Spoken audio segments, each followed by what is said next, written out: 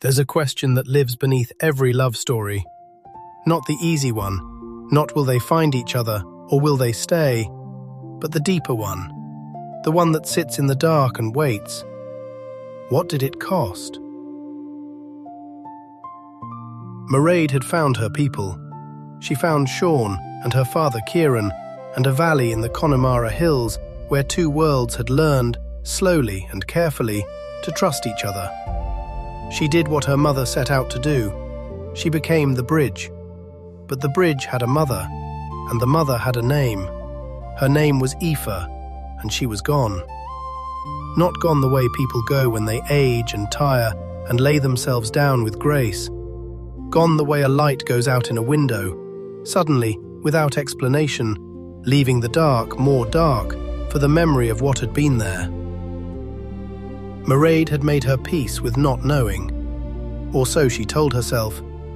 She had Bridget's arms and Podrig's steady love, and the traveller roads that shaped her. She had Seán's music. She had her father's grief, which they shared like two people sharing a coat in the cold. It wasn't enough, but it was something. And then the dreams began. They weren't the vague, dissolving kind that slip away by morning. They were the precise, deliberate kind, the kind that arrive like messages, because that's exactly what they are. Every night, the same image. Her mother, Aoife, whose face Mairead knew now only from stories and the ache in her father's voice when he spoke her name, standing in a place of colourless light, her hands pressed flat against something invisible, her mouth forming a word that never arrived. The word was Mairead's name. This is the story of what Mairead did next.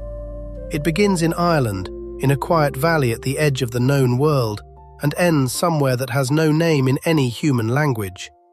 It's a story about the thing no journey can prepare you for, discovering that the person who sacrificed everything for you is still out there, still sacrificing, and that only you can end it.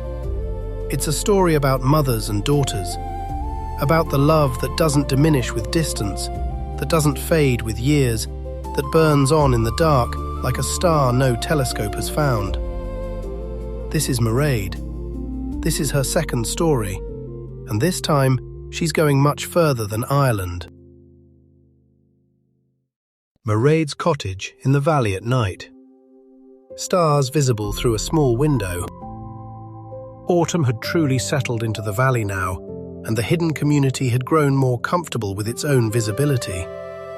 There were children playing out in the meadow these days, children who'd never known a life of secrecy. They'd look up at those Irish clouds with such simple pleasure, the kind that only belongs to those who haven't had wonder complicated yet. Mairead watched them from the window of the small stone cottage she shared with Seán. Her fiddle lay untouched on the table beside her. She hadn't played in 3 weeks, not since the dreams sharpened, not since that face in the colourless light started looking less like grief and more like urgency. Seán brought her tea and sat beside her, quiet for a long moment, and that was one of the things she loved most about him.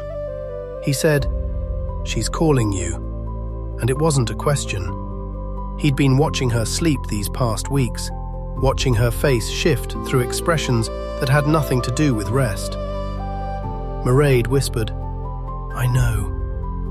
Another silence stretched between them. Outside, a child laughed, bright and untroubled, the laugh of someone who'd never sat awake in the small hours with a grief that has no edges. She went on, "I really thought I'd made peace with it, with her being gone, with never knowing." Seán's voice was gentle. "I know you did. But she isn't resting, Seán. Whatever she's in, it isn't rest. She's trying to reach me, and she can't quite get through. Every night I wake up with her name in my mouth, like a word I was trying to say in a dream." She turned from the window then, and in the starlight, her face held that particular expression he'd come to recognize over 3 years of loving her. The one that meant she'd already made a decision and was only just catching up to herself. There comes a moment in every search when the question stops being whether you'll go and becomes simply when. Mairead had arrived at that moment, alone in the dark while the valley slept below. Before dawn, she went to find her father. Kieran's dwelling at the far edge of the valley. Ancient star charts and artifacts. Kieran hadn't slept either. That wasn't unusual at all. Ever since Aoife vanished more than 20 years ago, sleep was something he just passed through. A place he visited but never called home. He opened the door before Mairead even knocked. "I wondered when you'd come." Inside, his walls were covered in star charts. Not the tidy kind astronomers use, but messy, obsessive ones. Notes in 2 languages, and another that didn't belong to any world. He'd been searching for Aoife his own way all this time. He just never found the right question. An hour later, Saoirse arrived, walking up from the northern valley, steady and unhurried, like she didn't need any message to know. She's the oldest among the hidden ones, old enough to remember things the rest only heard about. She sat across from Mairead and looked at her the way she always had, not judging, but really seeing her, like recognition. "You've been dreaming of the Forgotten Realm. Don't look so surprised. We've been waiting for this." Or maybe dreading it, which is pretty much the same thing. What Saoirse told her next, it went way back.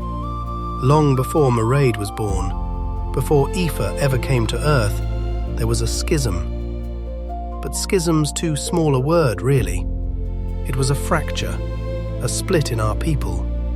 2 sides with irreconcilable beliefs about what power is for. One believed in connection, that the universe grows richer when beings reach across worlds.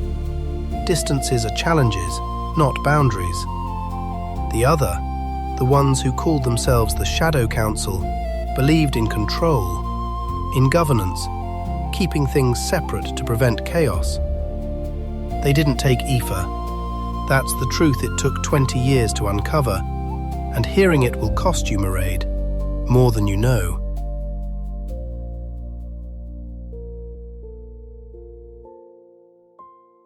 Kieran produces an ancient sealed message.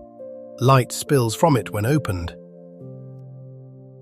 For 20 long years, that message lay hidden in Kieran's keeping, folded deep inside the lining of a dark woolen shawl, the very same one that wrapped around Mairead the night she was left among the rushes. Bridget had guarded it all this time, tucked away safe in a cedar box that smelled of lavender and memory. When Kieran finally unfolded the shawl, the writing that appeared wasn't made of ink, but of light. Soft, patient, waiting just for the one it was meant for. He passed it straight to Mairead without reading a word himself. Some messages, after all, are meant for only one pair of eyes. "My darling Mairead, you won't know my face, but I know yours. I've held your image in my mind every single day of these long years, like a lantern guiding me through the dark. And you are that light. I want you to know I'm not suffering. I'm doing the work I was made for, in the place I'm needed most. The realm is strange, but not unkind. I can see stars from here, though they're not arranged in any pattern I was taught. Don't come for me, Mairead. The realm doesn't give back what it takes. Protect both worlds. Just sing. That's enough. That's everything. I love you beyond all the distances there are. Your mum." Mairead folded the letter, set it down, picked it up again, read it through once more. Then she looked at Seán, standing quietly in the doorway, reading everything in her face without words. She says not to come. Yes. She's been there 20 years, protecting me from those who wanted to use me. She went in willingly, so I could be safe. She gave up everything. She did. We're going.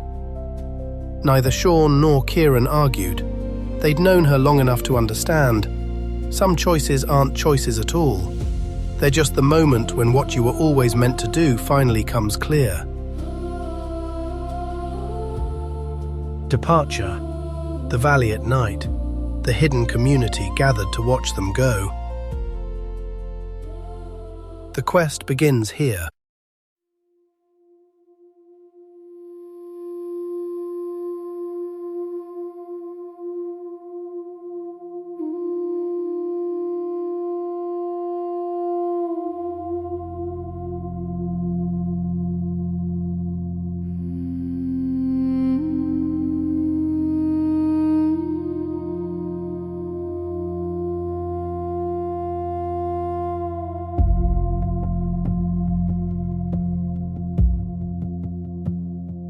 Gathered where the valley fades, where rock meets sky and night begins. No words were said, just quiet eyes, and all the love we carried in. Children grown from days I knew, elders still as ancient stone. Every face a thread of me, yet I was not to stay, not home. He said it once, I feel it now. Not travel, but something more, like being known across the dark, like I've been called before. I am not leaving, I am drawn through something I don't understand, like a song that knows my voice, like a memory taking my hand. Between the worlds I step unseen, where distance bends and disappears. I am carried, I am called through the quiet of the sphere.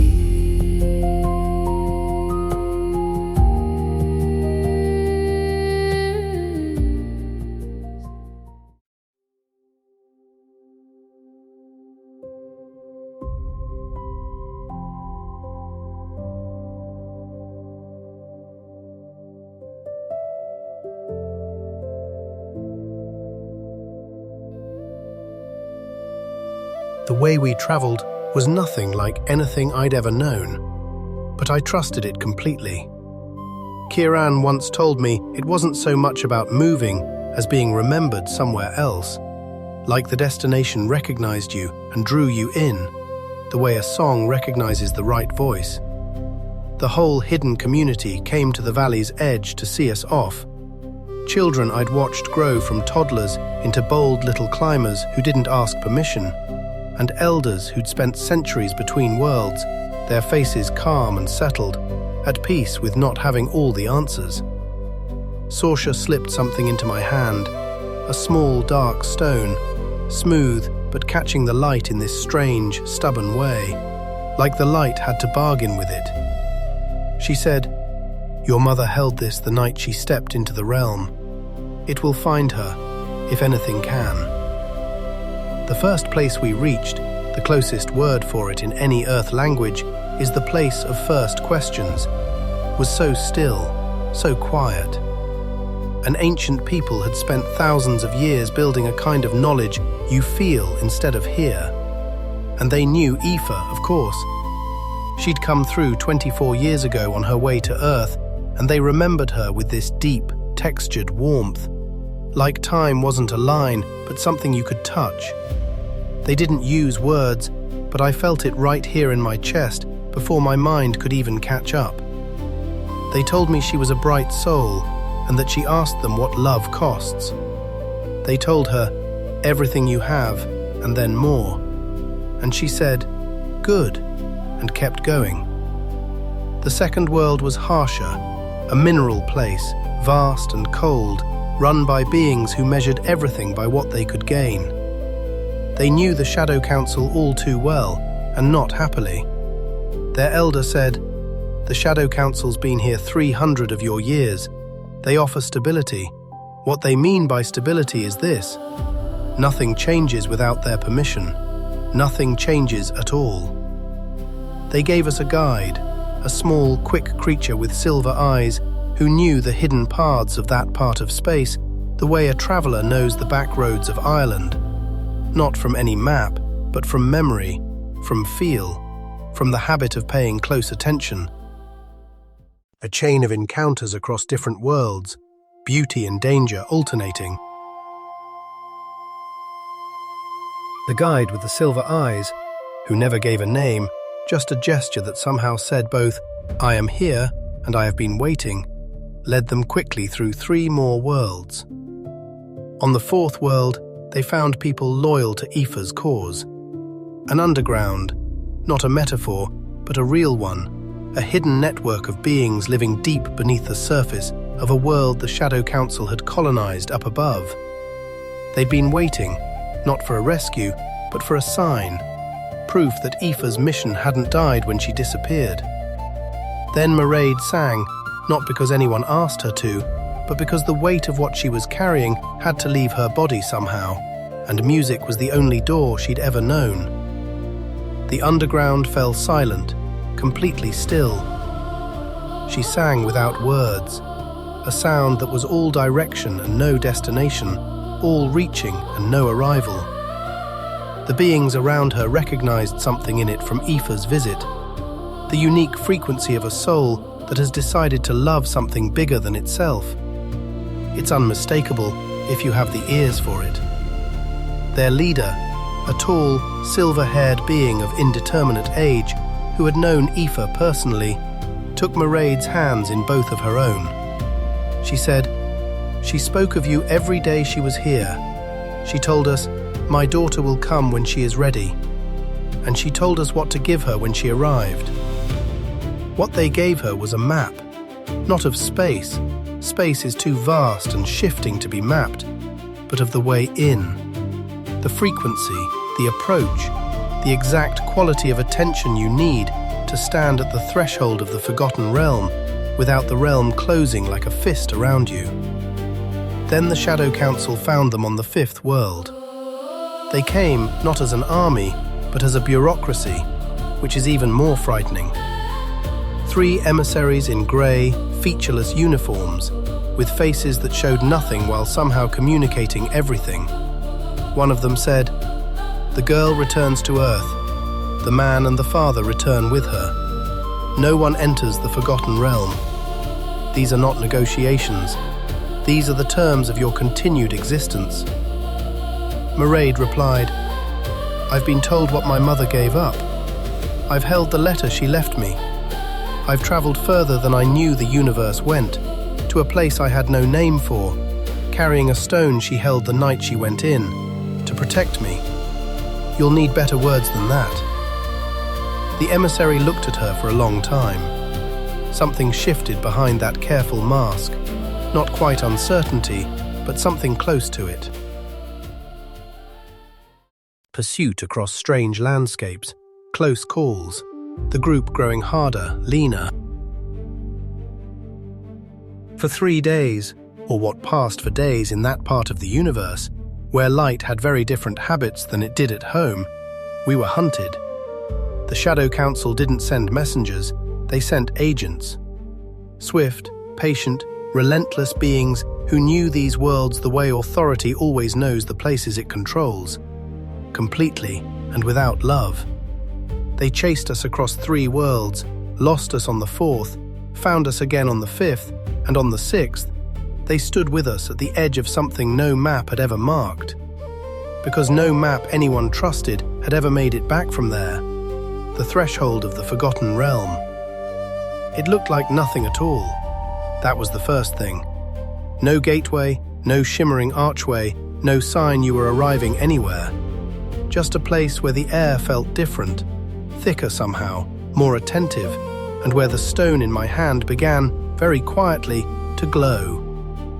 Kieran's voice, it was the sound of a man who'd lived a long time with a wound he thought was permanent, only to be told it might not be. He said, "She's in there. She's been in there 20 years, holding the door." The agents of the Shadow Council came up behind us, but they stopped. They wouldn't cross. The Forgotten Realm. That was the one place even their certainty couldn't follow. because certainty doesn't survive in there. The realm takes from you whatever you're most sure of. That's what makes it a prison. And for someone like Aoife, someone who was sure only of love, that's also what made it a place she could endure. I looked at Seán. He nodded. I looked at my father. He nodded. I looked down at that glowing stone in my hand, and I stepped forward. The realm. Colourless, still, vast. Neither beautiful nor terrible. Simply other. The realm wasn't at all what she had imagined. No darkness, no cold, none of the suffering she'd seen in her mother's face in those dreams. Instead, she found this place of pure stillness, like a pause stretched out forever, turned into a landscape. Kieran and Seán were right beside her.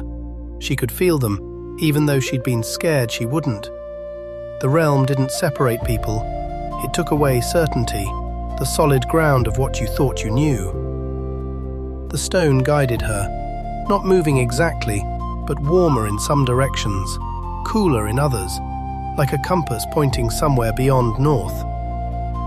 And there she was, her mother, standing in the center of this absolute stillness. Aoife looked just like in the dreams, tall, dark-haired, hands pressed against the invisible, but different. She wasn't struggling. She wasn't afraid. She was just standing there, like a stone, like a tree, patient and resolved, at peace with her permanence. Aoife turned, didn't move at first. Then something shifted in her face.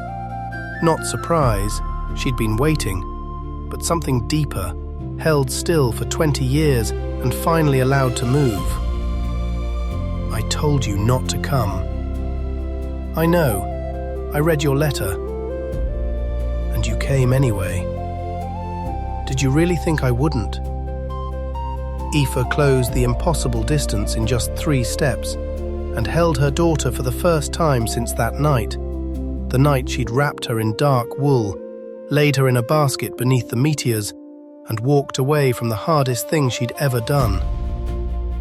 Mairead held on. She'd been holding on without even knowing it, for 24 years. The 4 of them, Mairead, Aoife, Kieran, Seán, in the still heart of the realm. The truth about the Forgotten Realm was this. It wasn't a prison like a locked room. It was a balance. The beings inside, Aoife and the Shadow Council's most dangerous operatives, were held not by walls, but by equilibrium. Remove one, and the others shifted. The balance that preserved both worlds for 20 years depended on everyone staying. Sorcha had told them that before they left. Mairead understood it then in her mind, but now, standing in the realm with her mother's arms around her, she felt it everywhere. You know what this means? That I stay. I know what it means. I chose this. I want you to hear me clearly, no grief in it. I chose this because it was the right thing and because it worked. You are here. Both worlds are whole, and that is not an accident. That is everything I set out to do. I don't want to leave you here. I know, but listen. I am not suffering. I am holding. There's a difference. Suffering is passive, something done to you. Holding is a choice, made again every day. I choose it every day, and every day I think of you, and the choice is easy. Some sacrifices aren't tragedies, they're love in its most concentrated form, distilled down to one thing, held steady in the dark, burning without burning out. I looked for you everywhere. I know, I could feel it. It kept me going. I know that too. Then she gave Mairead her blessing the old way, not with words, but a gesture, both hands placed over Mairead's heart, as if pressing something inside for safekeeping. Then she stepped back into the stillness, back into the balance. With the calm, deliberate ease of someone returning to a task that's not finished, but meaningful, which is all anyone can ask. Go on. Both worlds need you. I will be watching.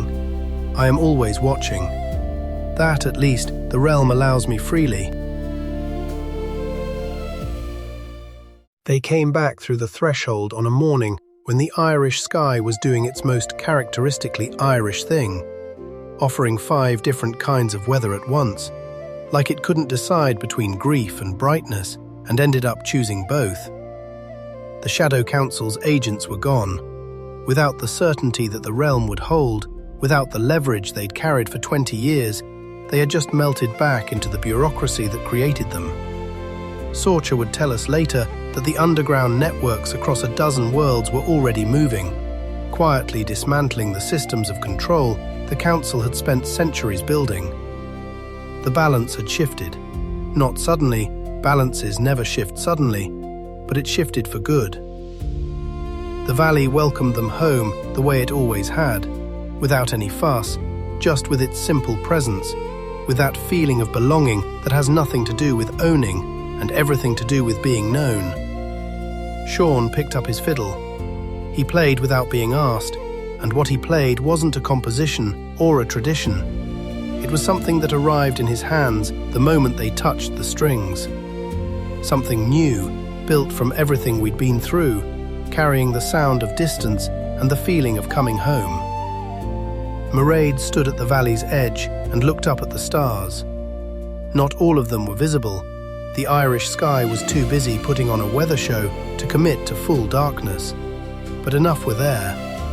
Enough to remember they were all still shining, that the ones hidden behind the clouds were just as real even if we couldn't see them, that the one she was thinking of, burning quietly somewhere without coordinates, keeping faith across an impossible distance, was out there among them, watching.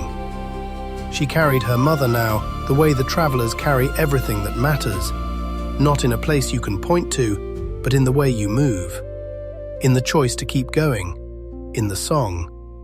She opened her mouth. What came out wasn't any song she'd sung before. It was something new, something that held the road and the stars and the valley and the letter in the cedar box and the stone that had led her home. And at the center of it all, steady as a light that doesn't go out, her mother's name. Aoife, I found you. I left you where you need to be. I'm going to carry you with me until the work is done. And when it's done, I'm going to find a way back in. Not to rescue you, because you don't need rescuing, but to tell you that I did what you asked, that I sang, that both worlds held, that I was loved and that I loved, and that none of it, not a single mile, was wasted. The stars continued their ancient business. The valley breathed. Seán's fiddle found the melody it had been looking for, and Mairead's voice rose into the dark Irish sky, not looking for an answer now, but giving one. I am here. I am both. I am enough.